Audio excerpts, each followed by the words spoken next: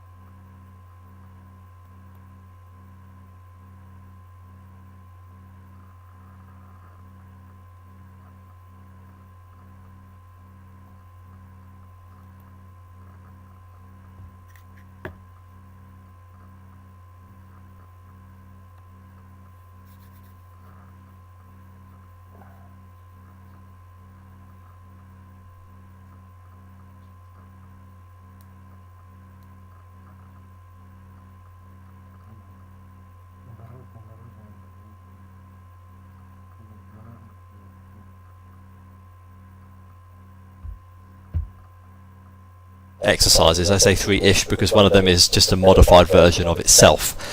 Before I show you what they are,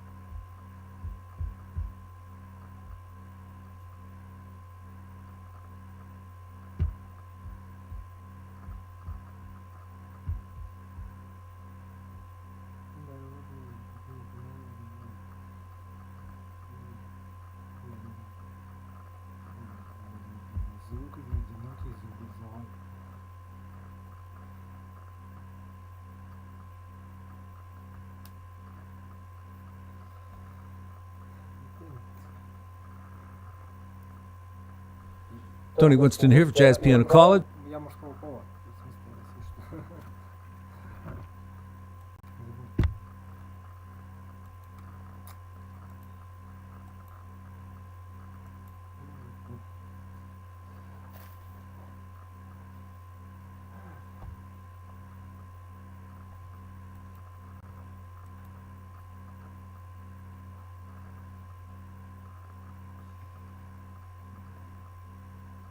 Говорит, ух ты.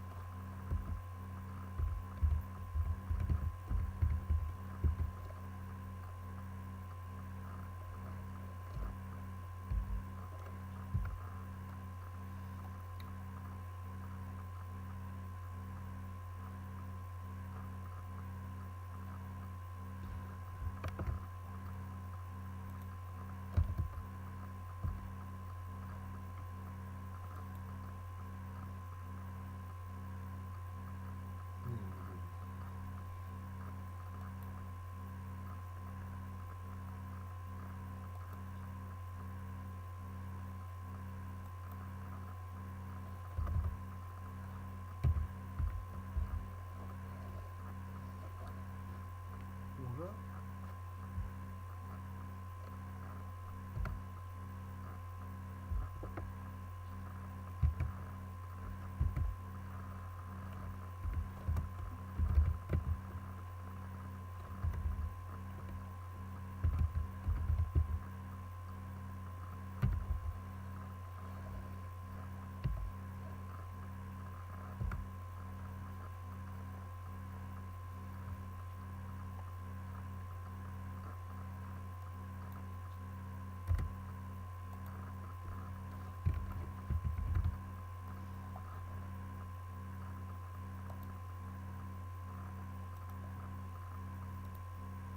Going to answer a viewer question about using fourths in the song Have You Met Miss Jones?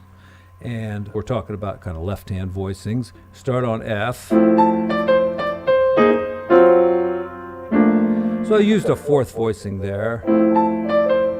Going to D, you know, you can think D altered, and that's actually a voicing that would work for D altered, because look, you got, what do you got here? That's the flat 13, the flat 9, and the sharp 11. So it's like 3 altered tensions. And then move to this voicing for like the D sharp 9. It's still an altered tension because you have a sharp 9 there. So like that. Use both those chords for D7.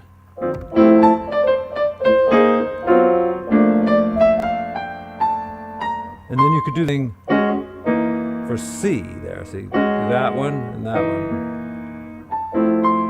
So, I mean, if you're looking for the chord, just look to the flat 5, you know, the tritone away from D, and just make that the top note of your fourth voicing. If you know that one, go to that one.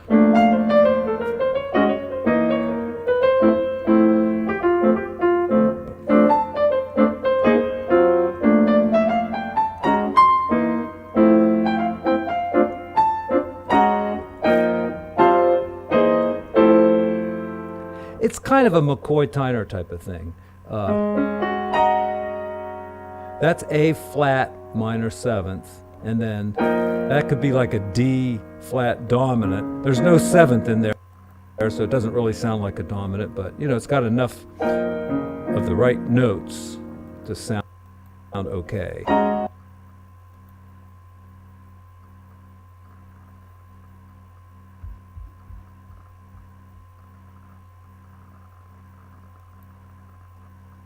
The grand piano is a stringed instrument which allows the musician to play multiple keys at a time.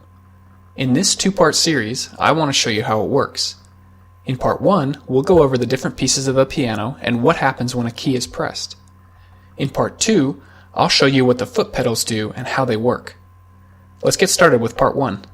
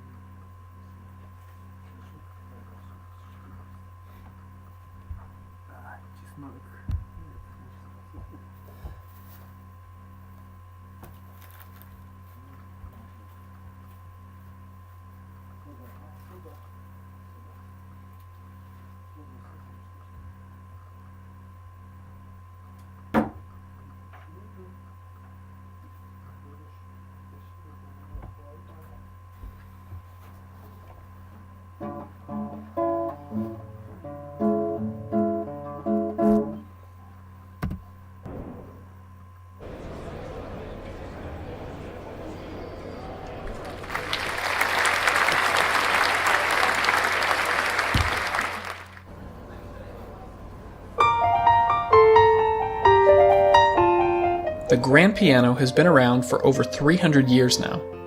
You'll find one in just about every concert hall around the globe. Let's start today by looking at the lid. It's propped open to give the full sound of the piano. While no one is playing the piano, it's usually best to close the lid to avoid collecting dust. For the best sound during a performance, the lid is usually open towards the audience. This also lets the crowd see the keys that are being played. I'm going to remove the music stand and the lid so we can get a good look at what's inside. The first thing you'll notice are strings, lots of strings. They are stretched along a cast iron frame which has to be very strong to support the tension. Towards the right, the strings are shorter and thinner to produce higher sounding notes. Towards the left, the strings are longer and thicker to produce lower sounding notes. The different lengths of strings is what gives the grand piano its unique shape. The vibrating of these strings is what makes the sound you hear. This won't happen until a key is pressed. There are 88 keys on a grand piano, 52 white keys and 36 black keys. Each key is actually a long lever which you normally can't see. By pressing a key, there's a chain reaction that happens which causes a hammer to strike the strings. Most of the keys strike 3 strings at a time. For lower notes, they strike 2 strings, and the lowest notes only 1 string.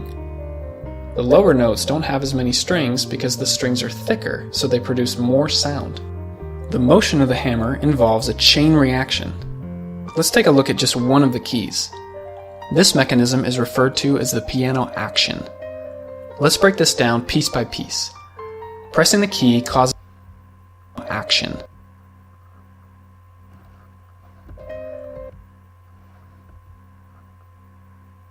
One of the keys. Hammer involves a chain reaction. Let's take a look at just one of the keys.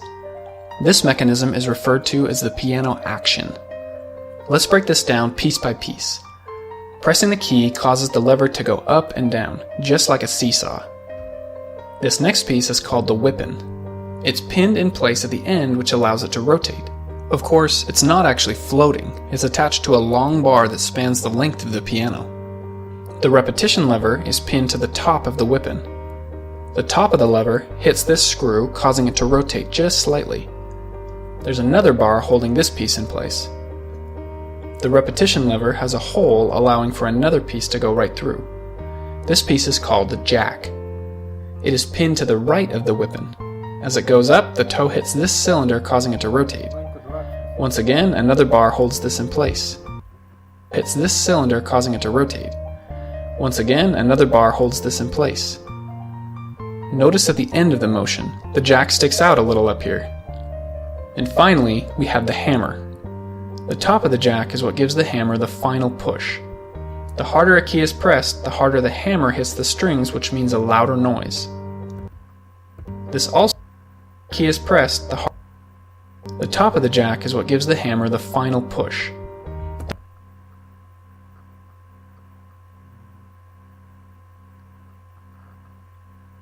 The harder a key is pressed, the harder the hammer hits the strings, which means a louder noise.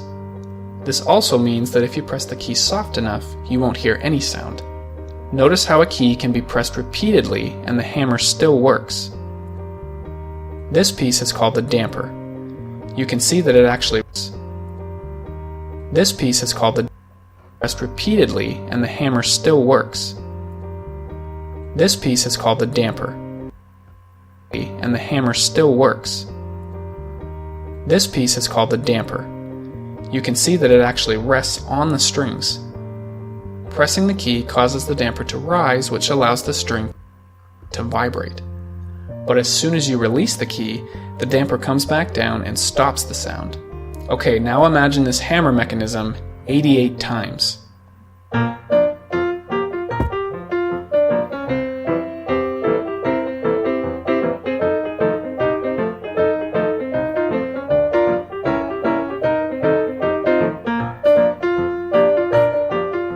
One thing you'll notice is that the highest notes actually don't have dampers. This is because the sound fades away so quickly that the dampers don't really make a difference. Now you know how the keys work, but there's a lot more to the grand piano. Join me in part 2 and I'll show you what the foot pedals do and how they work on the inside. I'm Jared Owen, thanks for watching.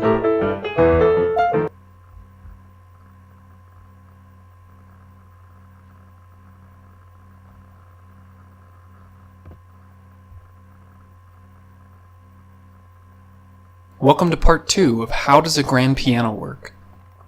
We've seen what happens when a key is pressed. In this video, I'll show you what the foot pedals do and how they work on the inside. That's coming up.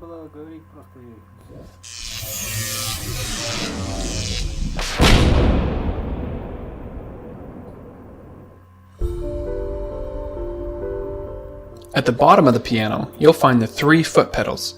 These are used to change the sound of the piano in different ways. The left one is called the una corda pedal, or more commonly known as the soft pedal.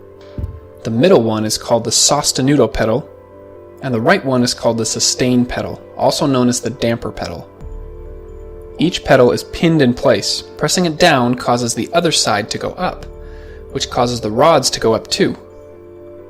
You can see that the rods affect several mechanisms that extend inside the piano.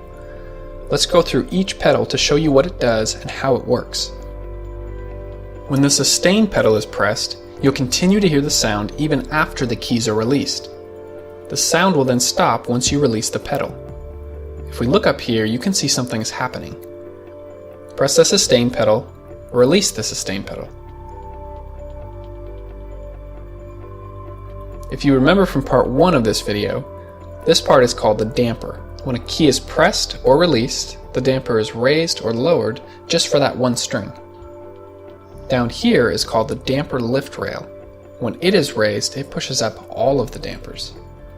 This means you'll continue to hear the sound even after individual keys are released. Let's take a look underneath the piano now.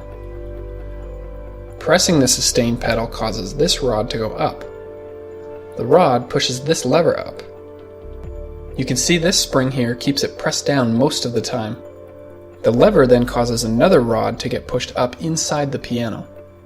This causes the damper lift rail to rise, which then raises all of the dampers. The sostenuto pedal is similar to the sustain pedal, but it only raises the dampers for keys that are being played at that time. Let me show you. Play some keys, press the sostenuto pedal, and now release the keys. You can see the dampers for these keys are still up. That's why we can still hear the sound. Release the sostenuto pedal, and the dampers go down again. Let's get a good look without the action assembly. This bar here is called the sostenuto bar. If I were to cut it in half, this is what the cross section would look like. When the sostenuto pedal is pressed, it will rotate like this. On each individual damper, there's a tiny piece of felt sticking out. So we play some keys, press the sostenuto pedal, and when we release the keys, the dampers catch on the bar.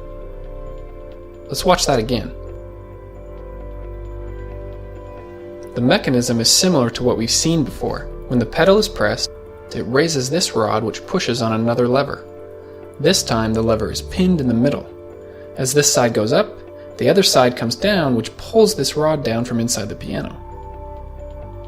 This rod comes down, which rotates the bar and catches the dampers. Pretty neat, huh? The soft pedal, as you might guess, well, it makes the piano softer. When you press it, the whole keyboard is shifted to the right.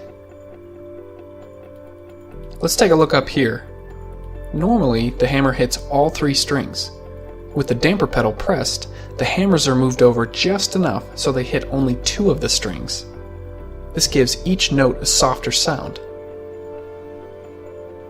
And now for the mechanism. Pressing the soft pedal raises a rod and another lever. You can see this lever is a bit longer. It has a piece that goes up into the piano. As the lever is lifted, the end is shifted over just slightly.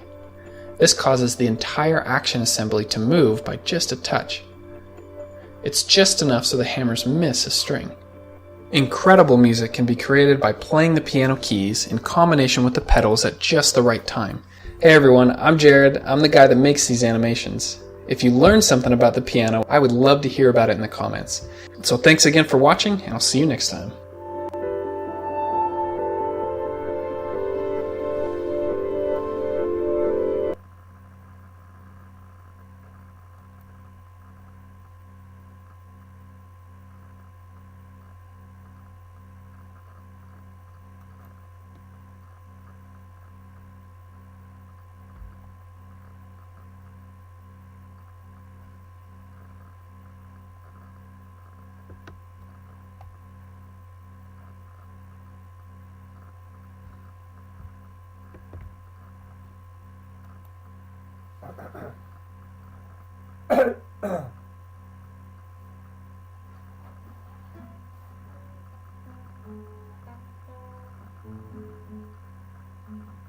Lights, camera, Action!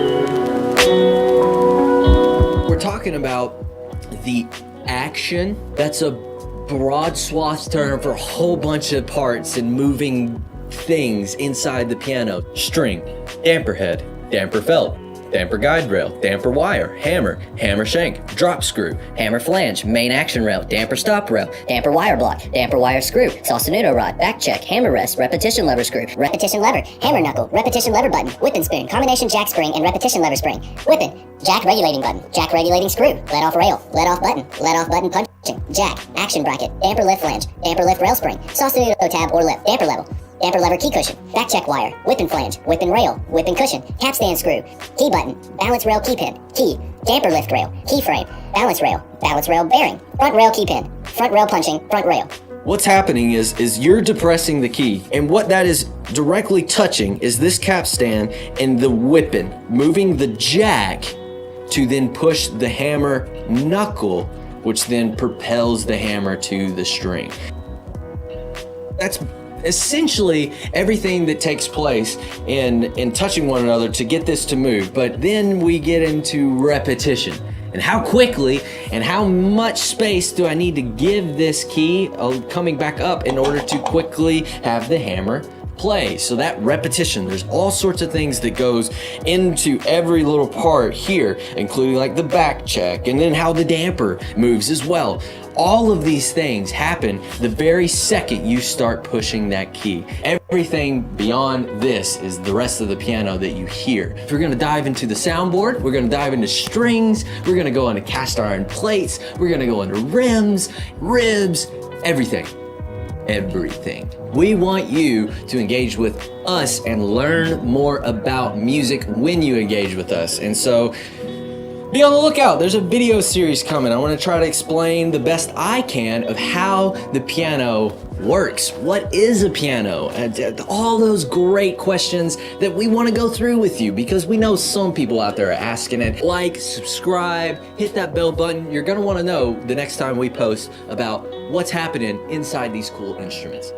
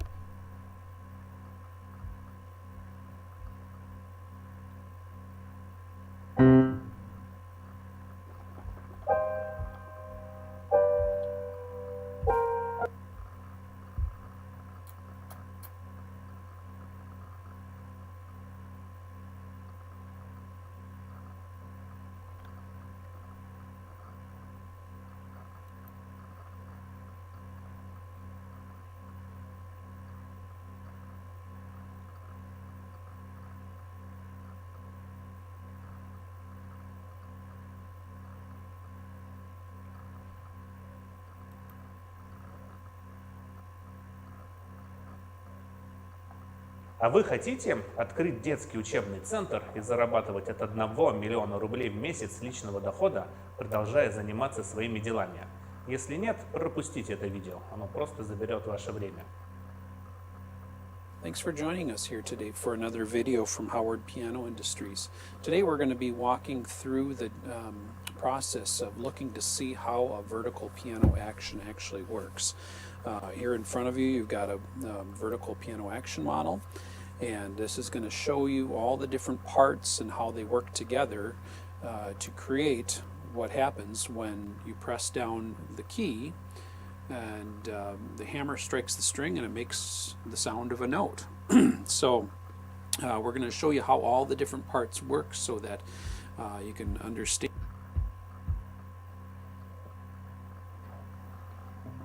We arrived at the grand piano, one of the most splendid musical instruments and a marvelous piece of engineering.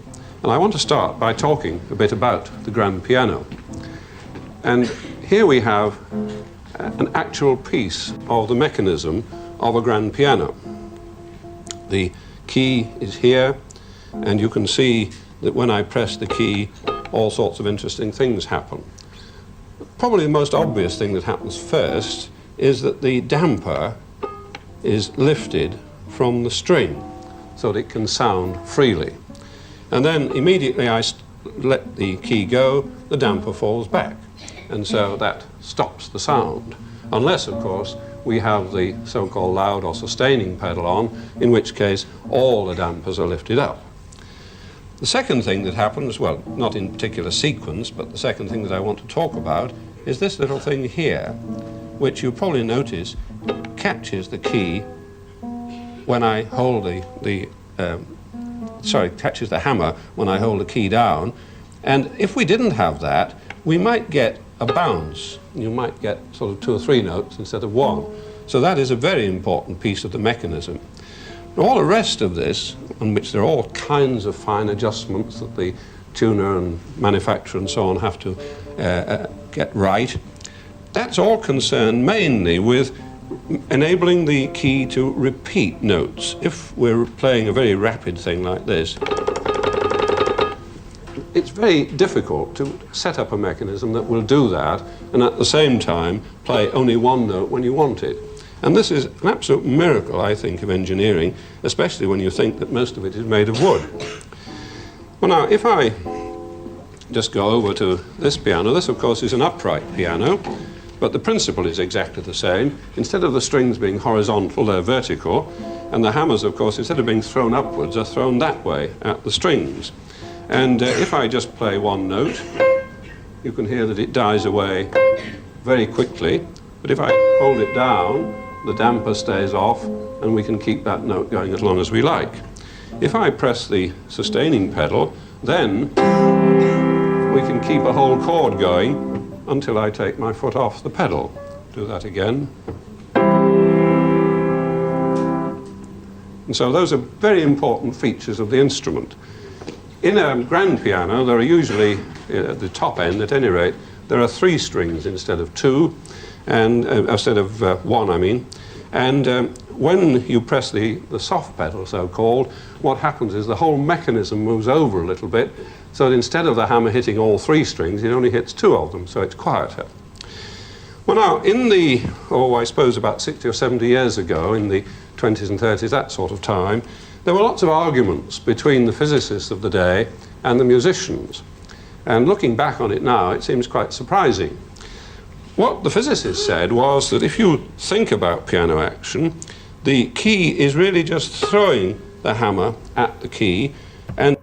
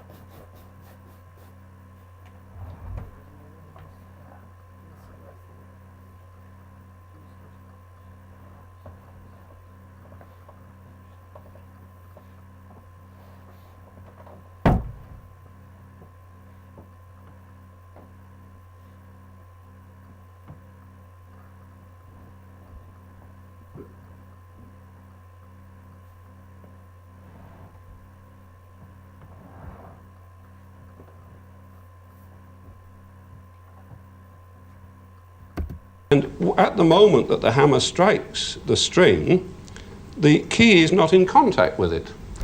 So the only thing you can vary is the speed, the velocity at which the hammer hits the string. And that, of course, is quite correct. The physicists then went on to argue that you could vary the velocity simply by dropping a brick on the key, from various heights. And they argued that that was really all a pianist could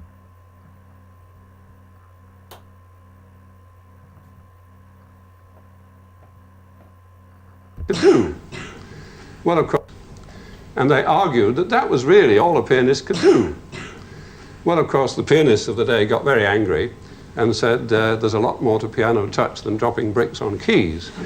And of course, they were absolutely right too. So both sides were right. And as is very often the case in these situations, they're not really arguing about the same thing. What the physicist was saying is, if we take this into a lab, we can vary the speed at which the hammer hits the string by dropping bricks on it. Perfectly correct, no problem at all. But as soon as you take that out of the lab into the concert hall, the whole situation is different.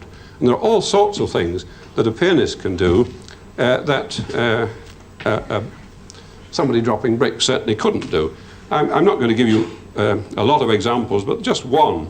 If I play a chord, and I try to make all the notes the same loudness. Now I do it again, and this time I'll try and make my little finger go a little faster. Could you hear that top note singing out? This time I'll try to make my thumb go a bit harder. Now each time I was playing the same notes, but I'm sure you could hear a big difference. Well, that's just one of the things. All the timings and so on and so forth are all a little bit different. And so when we talk about piano touch, it's a very, very complicated thing that we can only really talk about in the concert hall. Incidentally, that's true of many other instruments as well. And some years ago, a student of mine called Mike Rafferty, who happened to be a very good violinist, helped me with an experiment. This is the oscillograph trace of a violin note which we did in the lab. He just played one note. And then we took him into a concert hall with an audience, and he played a piece, I think it was a partita, but it contained exactly the same note that he played in the lab, and this was the trace we got. You can probably see that what was happening here is that the note before, because this was in a sequence, the note before was dying away, and then the next note is coming up. So there are at least two things happening. One is that when you play a note in a concert hall, it's not on its own, and the first note has to die away before the next one can start. And secondly, if you look at this, it is in fact a different pattern. So that when he's there in the concert hall with the adrenaline flowing, he's actually producing a different sound.